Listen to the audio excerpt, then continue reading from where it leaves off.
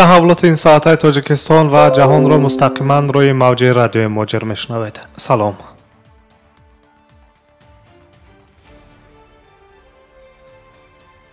хабарҳои рӯзро аз тоҷикистон шурӯъ мекунем. бонки миллии тоҷикистон нақшаи амалро барои пешгирии таъсири эҳтимолии пандемияи COVID-19 ба иқтисодиёти миллӣ, бонкдорӣ ва системаҳои суғурта таҳия кардааст. хабар медиҳад дафтари матбуоти бонки миллии тоҷикистон. бо мақсади ҳимояи ҳуқуқи истеъмолкунандагони хизматрасонии молиявӣ, пешгирии афзоиши қарзҳои ғерифаъол ва қобилияти пардохтпазирӣ, бонки миллии тоҷикистон ташкилотҳои қарзиро вазифадор кардааст, ки нақшаи дахлдори амалиёт тартиб диҳанд. оварда шудааст дар хабари дафтари матбуоти бонки миллии тоҷикистон. қайд карда мешавад, ки ташкилотҳои қарзӣ дар доираи нақшаҳои амалии худ ва бо назардошти вазъи молиявии муштариён, таҷдиди қарзҳоро ба баъзе қарздороне, ки дар ҳолати вазнини молиявӣ қарор доранд, барои онҳо имкон додани таъхирҳои имтиёзиро баррасӣ кунанд. бонки миллии тоҷикистон муътақид аст, ки бо ҷорӣ шудани чораҳои карантинӣ дар кишварҳои шарик, пӯшидани сарҳадҳо, таҳдидҳо ба иқтисодиёти мухталифи ҷаҳонӣ, аз ҷумла системаи иқтисодии ҷумҳурӣ, метавонад ба фаъолияти муассири бахши бонкии кишвар халал расонад. ҳамчунин қайд мегардад, ки бонкҳои кишвар ҳаҷми қарздиҳиро ба корхонаҳои истеҳсолӣ, аз ҷумла истеҳсолкунандагони маҳсулоти ивазкунандаи воридотӣ зиёд намоянд.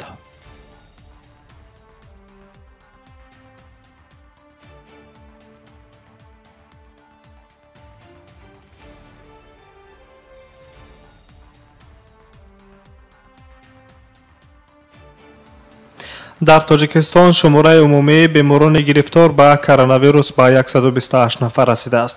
ҳоло таҳти назорати табибон дар беморхонаҳои тоҷикистон қариб 12000 беморон бо нишонаҳои гуногун бистарӣ ҳастанд.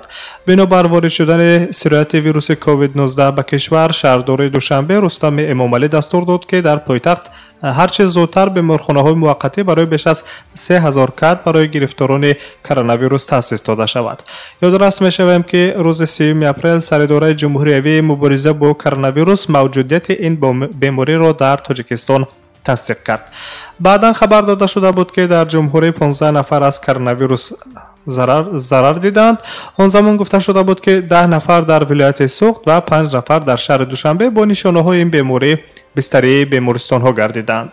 2 майи соли ҷорӣ бошад, вазорати тандурустӣ ва ҳифзи иҷтимоии аҳолии ҷумҳурии Тоҷикистон 2 ҳолати аввалини маргро аз сирояти коронавирус тасдиқ карда буд.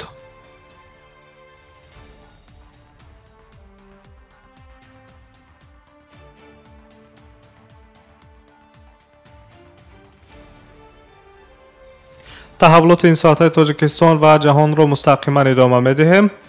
президенти беларус Александр Лукашенко гуфтааст, ки гашти низомии идонаи 9 майро бахшида ба рӯзи ғалаба аз сабаби коронавирус бекор намекунад. дар ин хусус телевизиони Белта хабар медиҳад.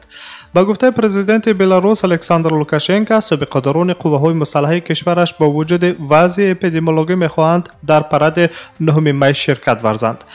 иштирокчиёни ҷанг хеле каманд. онҳо мехоҳанд, ки мо онҳоро ба ин чорабинӣ даъват кунем. маълум аст, ки аксарияти кулли собиқадарони ҷанги бузурги ватанӣ ҳоло аз синни 90 гузаштаанд, вале мо онҳоро дар ин рӯзҳо танҳо намемонем, гуфтааст президенти беларуси Александр Лукашенко.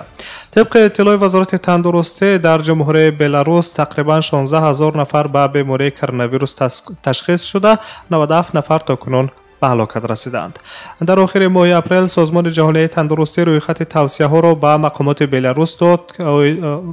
Беларус оид ба мубориза бо паҳншавии сирояти коронавирус дод.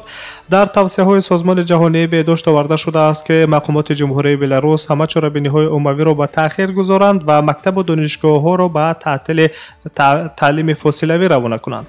президенти Беларус Александр Лукашенко дар посух ба тавсияҳо изҳор кард, ки созмони умумии ҷаҳонии тандурустӣ ҳамеша сиёсатҳои зиёде дорад ва барои шаҳрвандон беҳтар аст ба ҳукуматҳои кишвари худ эътимод банданд. мақомоти Беларус ба худи Александр Лукашенко борҳо изҳор доштанд, ки дар Беларус ҳеҷ карантин ҷорӣ нахоҳанд кард.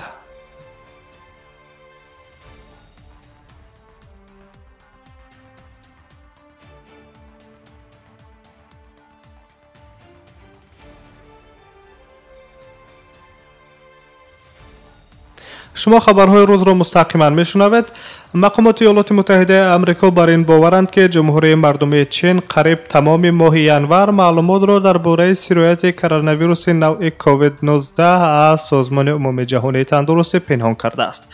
وسایل اخبار عامه شتات‌های متحده آمریکا با استناد به مقامات اکتشافی این کشور خبر می‌دهند که جمهوری مردمی چین مقیاس خروج کرونا ویروس و خوف درجه سرایت آن را در بین انسان‌ها پنهان کرده است. انشالله گفته می شود که با وجود پست شدن شدت کرونا ویروس در این دوره جمهوری مردم چین واردات را افزایش داده، صادرات لوازمات طبی را به خارج به طور قابل ملاحظه کاهش داده است. یادآور بشویم که قبلا پرزیدنت ایالات متحده آمریکا دونالد ترامپ چین را در آن ابدار کرده بود که ویروس کووید 19 از جانب یک آزمایشگاه در شهر ووهان مخصوص طراحی شده است.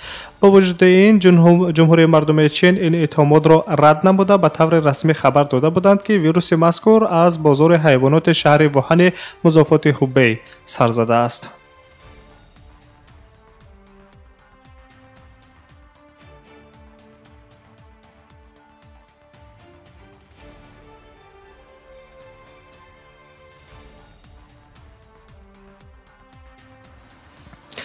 در افغانستان مقامات به تحقیق شکنجه شدن و به دریا دیده دونسته طلا دادن مهاجران افغان از جانب سربازان ایرانی آغاز کردند.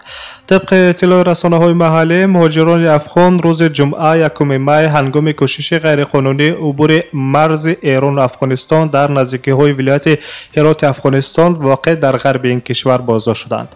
طبق این معلومات، مرزبانان ایرانی مهاجران افغان را شکنجه داده آنها را به دریا پرتافتند که این حادثه در پی قربانی دارد. مقامات رسمی ایران این اتهامات را رد می‌کنند. نماینده وزارت کارهای خارجه ایران گفته است که این حادثه در قلمرو افغانستان رخ داده است، نه در قلمرو ایران. خدمات مرزبانی ایران نیز میگویند که آنها به این حادثه شریک نیستند. خبر داده می شود که چند نفر مهاجران افغان در بازداشتگاه موقتی مقامات مرزبانی ایران قرار دارند، اما مسئولان میگویند که ده‌ها مهاجر مرز را عبور کردند و حداقل 7 نفر تا حالا بدرک است. عملیات جستجوی مهاجران غرق شده افغان ادامه دارد. طبق اطلاع کمیسیون حقوق بشر افغانستان، مقامات محلی به این کمیسیون گفتند که خدمات امنیتی ایرانی چند مهاجر افغان را که می‌خواستند مرز را عبور کنند بازداشت کردند.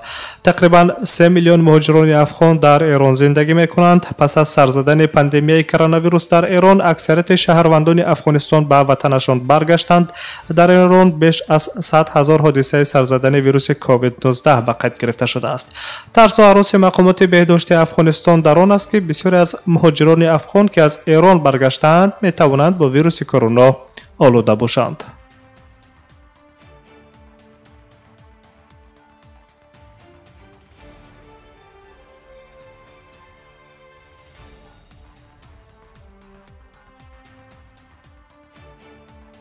سامیان عزیز، شما نشر نوبتی برنامه اطلاعاتی خبرهای روز را مستقیما روی موج رادیو مهاجر شنیدید.